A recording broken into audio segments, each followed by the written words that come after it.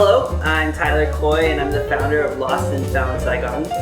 This is another episode for information on bartending and what it takes to be a bartender. So today's episode we're focusing on bar equipment. So basic bar tools that you'll need just to bartend in your house or be a bartender in general. Let's start off with some of our shaking and mixing utensils. So this is a stirring glass or a mixing glass.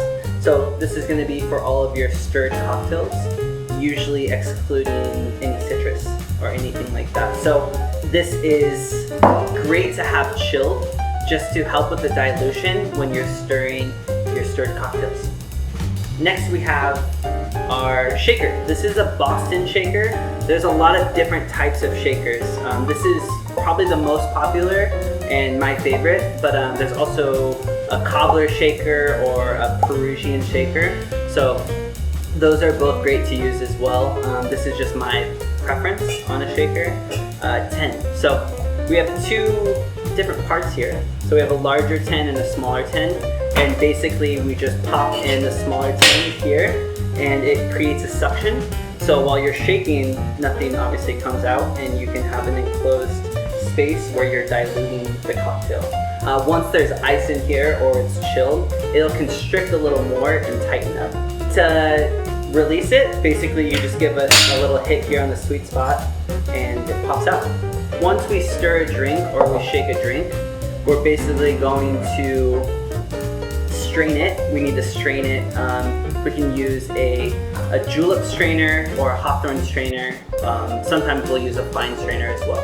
The first strainer here is a Julep strainer. So this is one of the older strainers out of all of them. This one specifically is a modern Julep strainer. The older ones usually have a bend here and they kind of have like a clamshell shape. This one originally was used for tea in England a long time ago, and then eventually it was used for the mint julep cocktail or other cocktails to keep all of the mint and ice and everything inside of it while somebody was drinking it. So this one is also good for garnishes when you're grabbing cherries or olives. I like that one a lot. We also have the Hawthorne strainers. This is a more classic Hawthorne strainer. You can tell here by the little bend as well as the coil on the outside. So this one, also same idea as the Julep, just to keep ice from coming out of the mixing glass or the shaker. And this is a more modern Hawthorne strainer. So this one has the lips here and the coil is on the inside, so it sets on top of the glass like that. Basically these are all used for holding ice back and other little bits of particles, ice chips and things like that. And then we have the fine strainer. So typically when we have seeds or other juices or pulp, we'll use the second one to hold back any of those from coming out. So we call it a fine strain or double strain because we're using two. Next off, we'll talk about the bar spoon. So this bar spoon is one of my favorite ones just because it's simple. It has the weight on the top here to kind of hold the bar spoon in place while you're mixing a drink. And of course it has the twist or the swirl part here to help you when you're mixing a drink. Of course if it was flat it'd be a lot more difficult to mix this. So this is just a basic one. There's a lot of other ones. We have taller ones as well. These ones, they can be weighted or they might have a flat surface on the top. We have a muddler here. So anytime you need to muddle limes or any type of fruit, you can use this one to mush everything down. Of course, if you have a bigger one, you can crush ice as well with it. Just put your hand over it and crush the ice up. So this is helpful for a lot of different things. We have the jigger. There's a lot of different types of jiggers coming from all over the world. These are two that I've recently started using. I've always used the kind of American style big ounce jigger, but this is a 45 milliliter and 30 milliliter. And this is a 15 milliliter jigger. So if you use ounces, it kind of is difficult trying to convert, but basically this is 1.5 ounces and 1 ounce and 3/4 and 1/2. So you really get used to it after some time. Peeler. This is a citrus peeler.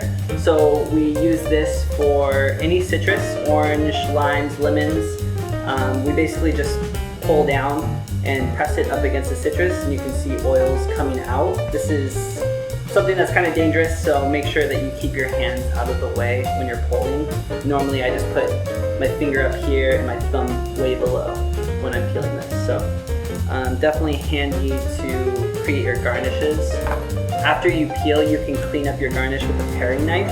Just cut around the corners. This just gives a cleaner garnish with your cocktail. And this is a speed pour or a quick pour. We use this one to control the amount of liquid coming out of the bottle.